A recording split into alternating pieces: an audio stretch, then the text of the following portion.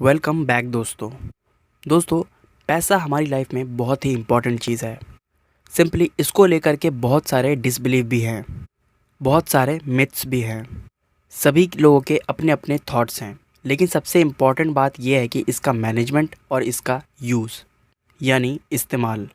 सो दोस्तों, सवाल यहाँ पे ये उठता है कि क्या आपको पैसे का सही इस्तेमाल करना आता है या फिर नहीं आता। दोस्तों, क्या आप हिसाब किताब में कमज़ोर हो? क्या आपको लगता है कि अगर और पैसे होते तो आपकी लाइफ सेट होती? दोस्तों, क्या आप मानते हैं कि आप फाइनेंस ठीक से हैंडल नहीं कर सकते?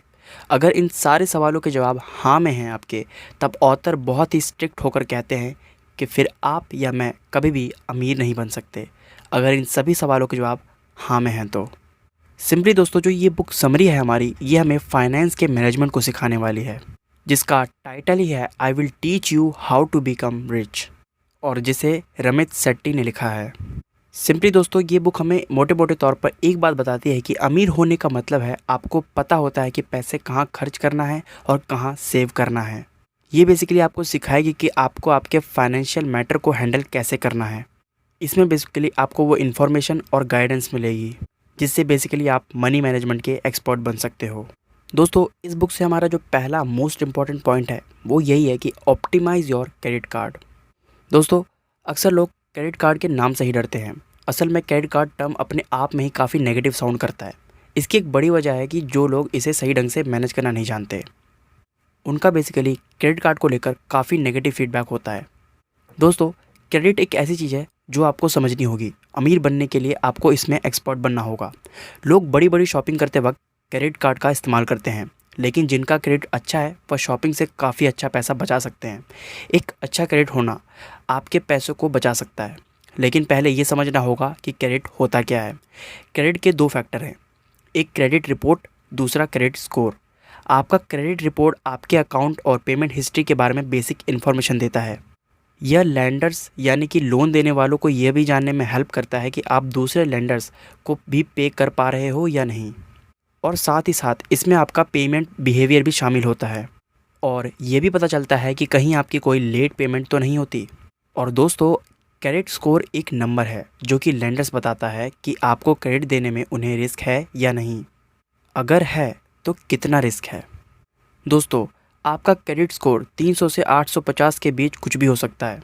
लेंडर इस नंबर और आपके क्रेडिट स्कोर के बीच यह डिसाइड करेगा कि उसे आपको कितना पैसा देना चाहिए। सिंपली दोस्तों, क्रेडिट स्कोर जितना हाई हो उतना बेहतर है, इसलिए एक हाई क्रेडिट स्कोर के लिए जितना हो सके अपनी पेमेंट जल्द से जल्द जमा कर दें। अब दोस्तों, आप सोचोगे कि ये जानना क्यों ज़रूरी है आपके लिए। वो दोस्तों सिंपली इसलिए क्योंकि एक अच्छा क्रेडिट स्कोर आपको इंटरेस्ट चार्ज में हेल्प करता है। सिंपली दोस्तों, गुड क्रेडिट स्कोर आपके ढेर सारे पैसे बचा सकता है। अब दोस्तों, मान लीजिए कि आप घर खरीदने के लिए सोच रहे हैं। बैंक एक हाई इंटरेस्ट चार्ज के साथ लोन देता है, लेकिन अगर आपका गुड क्रेडिट स्कोर है तो ये इंटरेस्ट आराम से पे हो सकता है। क्रेडिट कार्ड को लेकर कई तरह के नेगेटिव रिव्यू सुनने को मिलते हैं, जैसे कि लेट पेमेंट करने पर आपको भारी भरकम चार्ज देना पड़ता है। कई बार आपके अकाउंट में ऐसे चार्जेस होते हैं जिनके बारे में आपको पता ही नहीं होता है। लेकिन दोस्तों, ये सब आपके साथ तभी होता है जब आप अपना क्रेडिट कार्ड ठीक से मैनेज नहीं कर पाते हो। सिंपली लोग गलती ये करते हैं कि वो अपने क्रेडिट कार्ड को ऐसे यूज़ करने लगते हैं जैसे उनके लिए पैसों का एंडलेस सोर्स हो। दोस्तों, हम इसे पैसे का एंडलेस सोर्स मान सकते हैं, लेकिन ये फ्री भी नहीं है। इसके कुछ साइड इफ़ेक्ट्स भी होते हैं। जैसे मान लो आपने कोई पेमेंट मिस कर दी तो आपका क्रेडिट स्कोर ड्रॉप हो सकता है। जिस कंपनी से आपने क्रेडिट कार्ड लिया है वह आपका एनुअल परसेंटेज रेट यानी कि एपीआर बढ़ा सकती है। और दोस्तों, सबसे बड़ी बात तो ये है कि आपको लेट फ़ी पे करना पड़ सकता है, लेकिन आप टाइम पर सारी पेमेंट करके एक्स्ट्रा चार्जेस देने से बच सकते हैं। और दोस्तों, एक पेमेंट एनुअल फ़ी की भी होती है। यह वह फ़ी है जो आपको कार्ड यूज़ करने के लिए पे करनी पड़ती है, लेकिन आप क्रेडिट कार्ड कंपनी से बात करके इस चीज़ को आप कम से कम करवा सकते हो या फिर माफ़ करने के लिए कह सकते हो। और दोस्तों, साथ ही साथ मार्केट में कई सारी क्रेडिट कार्ड कंपनियां ऐसी भी हैं जो फ़ीस नहीं लेती हैं, ताकि बेसिकली उन्हें ज़्यादा से ज़्यादा कस्टमर मिल सके। अब दोस्तों, बात करते हैं इस बुक से सेकंड मोस्ट इम्पॉर्टेंट लेसन की, जो कि है हमारा कॉन्शियस स्पेंडिंग। जब आप दोस्तों सोच समझ कर खर्च कर रहे होते हो तो इसका मतलब है आप अपने पैसों की वर्थ को समझ रहे होते हो। और दोस्तों ये चीज़ आपने भी देखी होगी कि कितनी ही बार आपके साथ ऐसा हुआ होगा कि ज़्यादा खर्च करने के चक्कर में आपका बजट बिगड़ गया होगा। सिंपली इस बुक के जो ऑथर हैं वो भी इस सिचुएशन से गुजर चुके हैं। दोस्तों ऑथर के अकॉर्डिंग अपनी हर खरीदारी का ट्रैक रिकॉर्ड रखना कोई सॉल्यूशन नहीं है, बल्कि असल में ये तरीका ज़रा भी इफ़ेक्टिव नहीं है। बजटिंग सिर्फ थ्योरी में अच्छी लगती है। ऑथर के अकॉर्डिंग प्रैक्टिकली अगर देखा जाए तो कोई भी एक एक पैसों के खर्चे का हिसाब नहीं रख सकता, क्योंकि ये एक बेसिकली बोरिंग काम भी है और थकाने वाला काम भी। लेकिन दोस्तों ऑथर के पास इसका एक सॉल्यूशन है, और वो ये है कि आप एक कॉन्शियस स्पेंडिंग प्लान को क्रिएट कर सकते हो। यह प्लान एक ऐसा तरीका है जिससे बेसिकली आप हर महीने पैसे भी खर्च कर पाएंगे और इन्वेस्टमेंट भी, और वहीं साथ ही साथ आपकी सेविंग भी होती रहेगी। दोस्तों simply conscious spending plan thrift यानी कि कंजूस बनने पर फोकस करता है। दोस्तों थ्रिफ्ट यानी कंजूस होने और चीप होने में ज़मीन आसमान का फ़र्क है। सिंपली दोस्तों ऑथर के अकॉर्डिंग थ्रिफ्ट होने का मतलब है सिर्फ उन्हीं चीज़ों पर खर्च करना जो कि आपको चाहिए। दोस्तों थ्रिफ्ट होने का मतलब ये नहीं है आप अपने खर्चों में कटौती कर लें, बल्कि ये हमें डिसाइड करने में हेल्प करता है कि हम केवल उन्हीं चीज़ों पर खर्च करें जो वाकई में हमारे लिए इम्पॉर्टेंट है। लोग दोस्तों अक्सर थ्रिफ्टन को मुश्किल इसलिए समझते हैं क्योंकि वह डिसाइड नहीं कर पाते उनके लिए क्या इंपॉर्टेंट है और क्या नहीं। कॉन्शियस स्पेंडिंग प्लान के 4 फैक्टर्स होते हैं: फिक्स्ड कॉस्ट, इन्वेस्टमेंट, सेविंग्स और गिल्ट फ्री स्पेंडिंग मनी।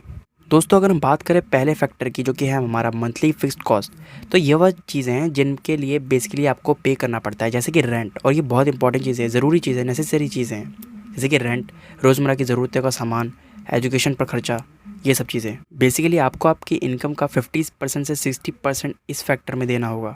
उसके बाद अगर हम बात करें इन्वेस्टमेंट की, तो वहाँ पर आप लॉन्ग टर्म के लिए पैसे इन्वेस्ट कर रहे होते हो थोड़े थोड़े अमाउंट में।